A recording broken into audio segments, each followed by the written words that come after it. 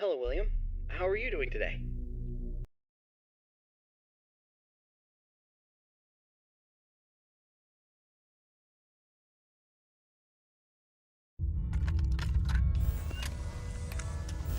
Greetings, my dear employee.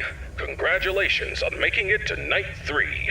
The simple fact that you're here listening to me means that you've made a glorious contribution to Fazbear Entertainment. On behalf of the founders and myself as the CEO of the company, I want to thank you for your participation and dedication to this job. We hope that we can count on you for another week of your excellent service. Unless you've got some big dreams you're chasing after. So, tell me, have you seen anything weird the past couple of nights? You know, I want to know every little detail going on in this fine establishment. But if you didn't report nothing this morning, I'll assume everything's all good. Speaking of which, have you ever wondered how this place operates during the day? Despite all the rumors and investigations, it's actually pretty great. I mean, I was taking a stroll around here earlier and saw some kids jumping into the ball pit and having a blast. They even pretended it was a time machine. Kids these days. Huh. I tell you, sometimes those kids have more imagination in their pinkies than most adults have in their whole bodies.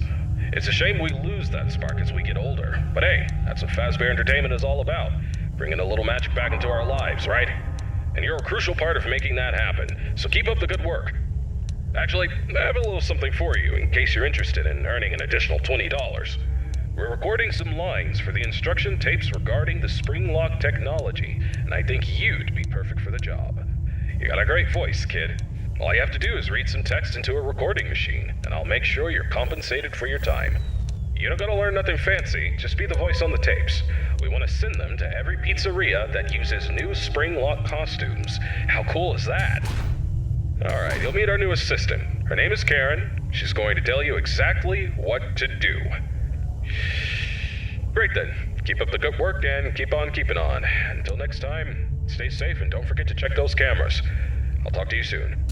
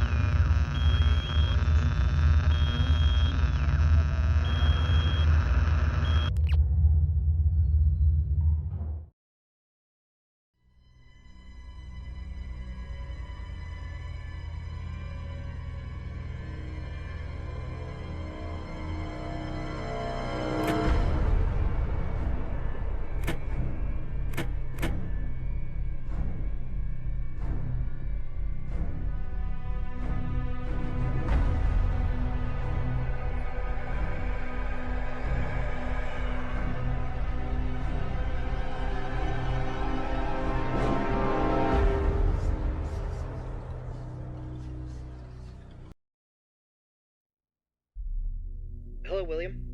How are things going with the new restaurant? Busy, but we're on track for a successful opening tomorrow. Glad to hear it.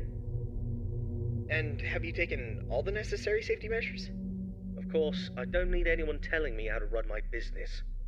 And those employees who think otherwise can find work elsewhere.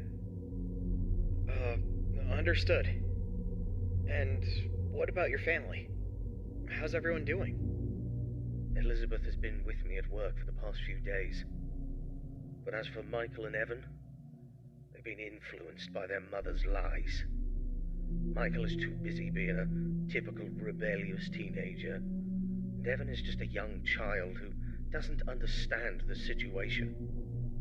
Frankly, I'd rather keep my distance from them for the time being. They're at home at the moment. I see. Have you tried to have a conversation with your wife about this? It's not worth the effort. She's always been self-centered, doesn't care about the family's well-being. She's even had the audacity to call me a hypocrite. But let's not focus on that right now. Let's talk about the restaurant, shall we? Sure, but don't forget about your family. They're important too. I don't need you to remind me of that. I know it's important. Now, if there's nothing else, I have work to do. Actually, I just wanted to say that I worry about you. I hope the restaurant's success will make you happy. Thank you for your concern. I appreciate it, but I have no time for your pity. I'll talk to you soon.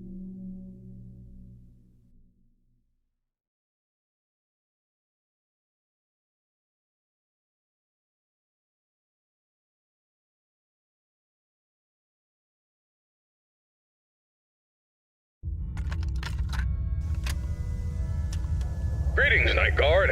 Congratulations on making it to Night 4. I must say, I'm impressed with your work so far. You're doing a fine job, and I'm proud of you. My neck. Feels like it's been bitten in half and twisted like a pretzel. I slept like a rock last night, but I woke up feeling like I got hit by a truck. I had this weird dream where I was half robot, half human, and let me tell you, it wasn't pretty. My legs were replaced with rusty old scrap metal, and I was clunking around like some kind of junkyard Frankenstein. Can you imagine me like that? Talk about a nightmare. Anyway, enough about my weird dreams. Now, I must confess, I forgot to mention something earlier. We have some new robot prototypes in the building that we just introduced yesterday. My apologies for not mentioning this earlier, but you handled the situation like a pro, and no damage was done. Kudos to you. Now, those robots are brand spanking new.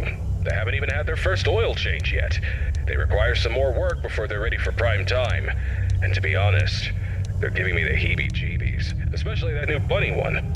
But, on the bright side, that bunny's new hide-and-seek function is going to be a hit with the kids. Just make sure it doesn't start seeking you out, too. But I'm confident you'll handle it. You seem like a tough cookie. Alright, so stick to the standard procedures and keep those robots out. Oh, by the way, I'm glad you participated in this morning's voice recording session for the tapes. You sounded fantastic. Who knows, maybe I'll need you again for any updates. Now, hold on a moment, I'm being interrupted. What's up, Karen? There's this document that just arrived. What? It's better for you to look at it. A notice document about the closure of all our restaurants due to investigations regarding one of the founders being convicted of a crime. Yes. Including Fredbear's family. Yes. That's outrageous. All right, I understand. Now, please return to whatever you are doing. Thanks for bringing the note, Karen.